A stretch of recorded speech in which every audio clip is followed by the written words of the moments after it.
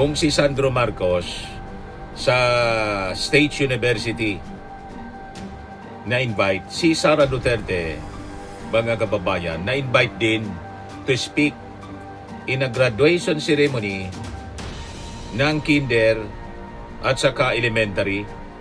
Keynote Speaker Rajata Salbani Hambali. Yan na. Pasalamat pa nga siya. Only in Palandok Elementary School, Leon B. Postigo sa Norte with BP Inday Sara Duterte as the keynote speaker of grade 6 in kindergarten graduates. About values, mga kababayan, nag-topic din siya about values.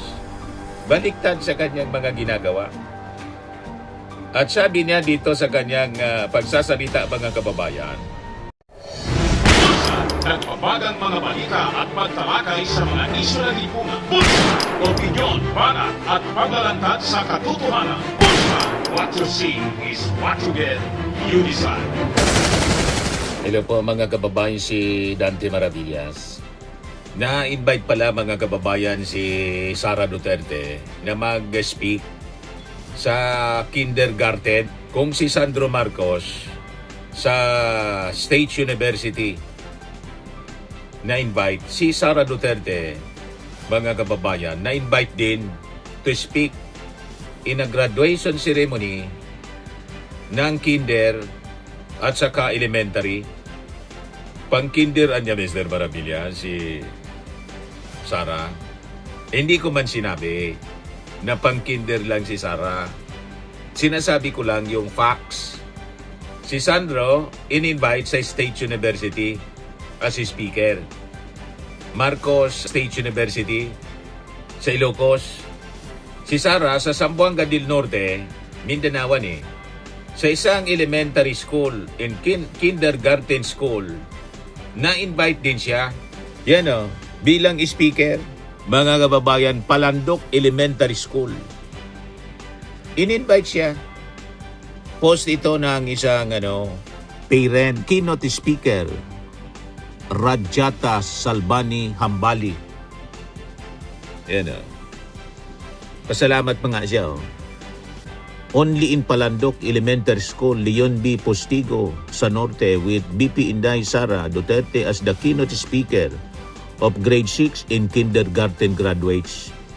Thank you, Principal Ramawiya Yusuf, because of you, nakita na mo si Og na malamo, na malano. Ayan si Sara.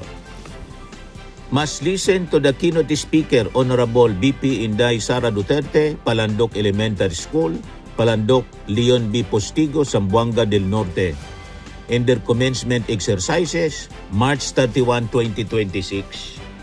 Pang-elementary pala na niya at kinder lang si Sara. Hindi ko nga sinabi. In-invite si Sara lang ng kinder at elementary. Pinakinggan ko po yung kanyang mensahe bilang commencement speaker. Politika yung topic niya. Yung iba hindi ko man naintindihan, mga kababayan, kasi salitang Mindanaoan, hindi ko man masyado naintindihan. Pero may Tagalog siya doon, mga kababayan, na sinasabi na naintindihan natin. Siyempre, Tagalog. Kaya lang, puro baliktad sa kanyang ginagawa. About values, mga kababayan, nag-topic din siya about values. Baliktad sa kanyang mga ginagawa. At sabi niya dito sa kanyang pagsasalita, mga kababayan, kayuan niya yung magiging future Vice President. Kayuan niya ang mga susunod na Vice Presidente. Ibig sabihin, lahat yun, doon na mga elementary graduates ng Zamboanga del Norte, saka yung kinder, lahat magiging mga politiko at susundan yung yapak ni Sara Duterte. Yan ang sabi ni Sara. Yan ang pakinggan ninyo, mga kababayan. Students, our future leaders, kayo ang magiging mga vice presidents ng ating bansa sa hinaharap. Ang daming magiging vice-presidente. Mga kababayan mula sa Zamboanga del Norte, from Palandok Elementary School, na ngayon kinder pa lang, inuhubog na ni Sara, pinulitika na, Kayo niya yung future Vice President. Elementary at kinder pa lang. Sundan niya ninyo yung Yapako, Vice Presidente.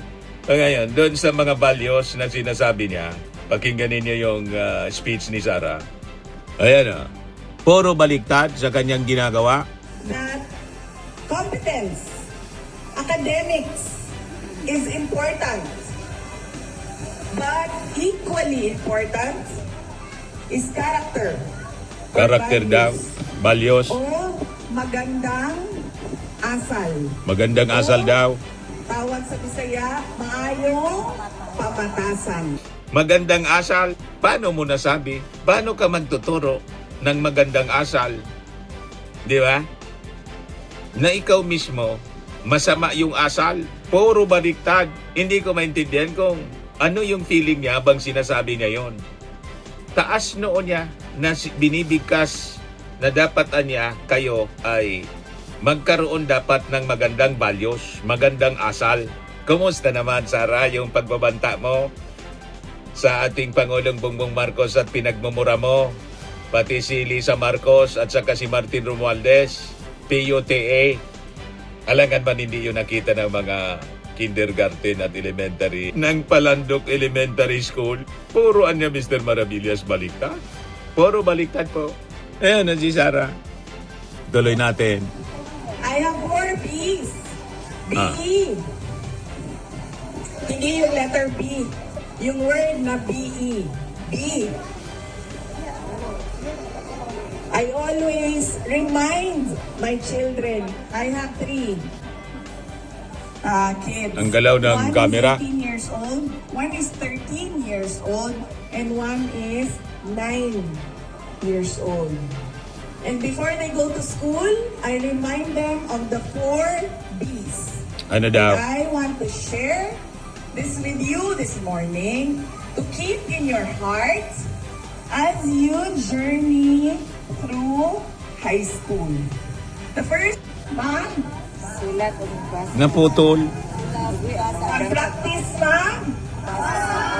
Basa. Ano sila, mama na din ang nila. Mag-practice, ma'am. Mag-practice magbasa. At practice, ma'am. Magsulat. Yan. Kasi kailangan natin yan para matuto. Paintindihan natin kung ano yung mga tinuturo ni teacher. Okay? Dalawa lang yan. Practice sulat, practice basa. Okay? Sa ating grade 6 graduate. Yan.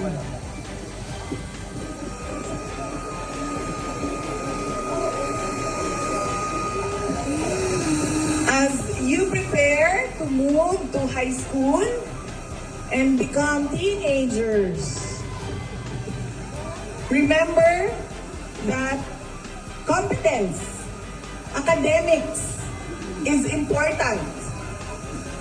But equally important is character or values o magandang asal o tawag sa Bisaya, maayong pamatasan. Believe kayo, nagturo ng magandang asal yung walang magandang asal. Siguro pagkatapos doon, pinagtatawanan si Sara Duterte ng ilang mga parents doon. Ano daw niya? Pati ng mga nakapanood sa kanya na mga elementary students doon sa Palandok Elementary School, yung mga sa kindergarten, hindi pa yan masyado aware, mga kababayan. Baka hindi napanood si Sara Duterte kung paano pinagbantaan yung ating Pangulong Bongbong Marcos. Yun ba ang magandang asal niya? Yung asal kriminal? Mga kababayan, parinig ko sa inyo yung introduction niya. Medyo parang umiinit yung ulo niya kasi sira yung microphone. May problema, nagfi-feedback. Pigil na pigil ni Sara yung sarili niya dito kasi siyempre mahirap na. Mga kababayan, Yeah. Assalamualaikum warahmatullahi wabarakatuh. Waalaikumsalam. Madayaw, mayong adlaw sa inyong tanan. Magandang araw sa inyong lahat. Magandang araw. Yeah. Ayan, nagbi-feedback.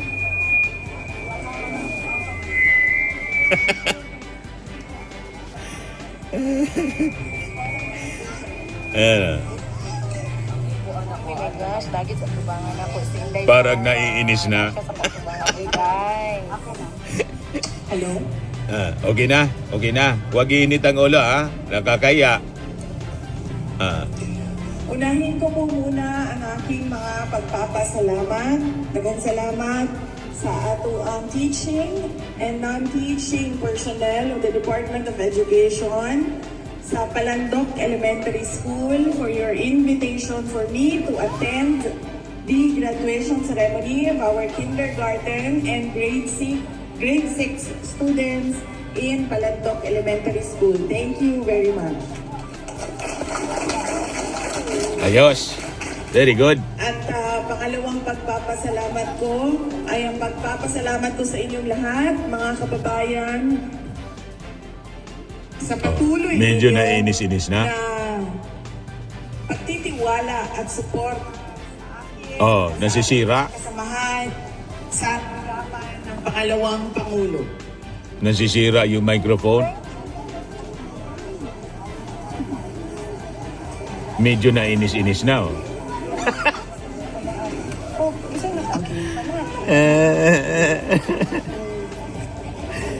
Nasisira yung microphone, nag-o-off, mga kababayan. This is a day to celebrate the achievements and to honor the journey of our beloved students. Our future leaders. Future Kayo Vice President daw. ang magiging mga vice presidents ng ating bansa sa hinaharap.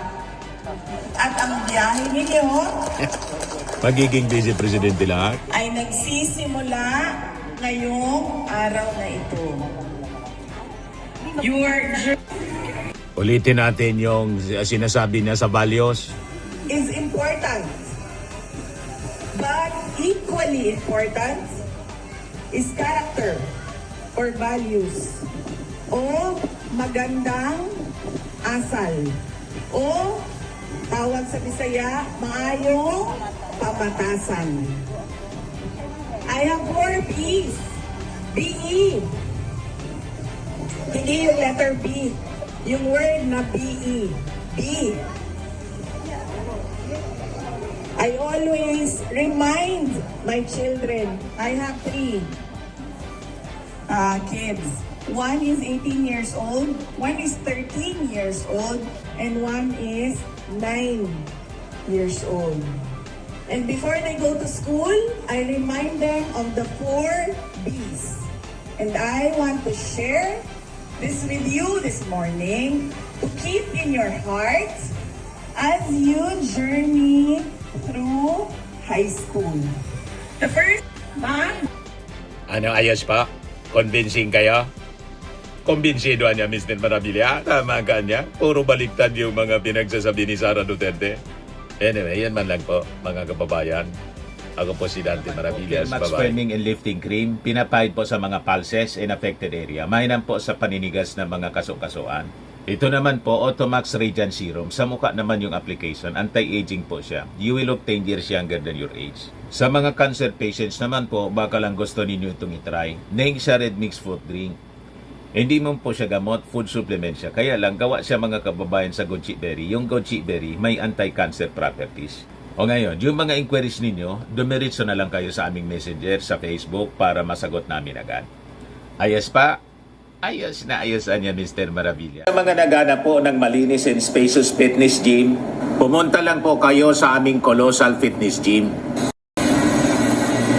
May Grab car rental din po kami. But anyway, ito po pala yung aming bagong product na binibenta online. I am worldwide amazing pure organic barley powdered drink mix from Australia. Negosyo to ng aking anak na architect entrepreneur Riz Maravillas. Ayan po. Kontakin na lang po ninyo siya, Riz Maravillas on Facebook. Ang mga health benefits niya, boost immunity, improves digestion, enhance energy levels, packed with antioxidants, prevent cancer. Ito naman po yung bago naming product na binibenta online. Eye Glow Serum, whitening po siya. Tingnan ninyo yung epekto sa aking anak na architect before and now. Yung mga inquiries po ninyo, dumiretso na lang kayo sa kanyang Facebook account, Riz Maravillas.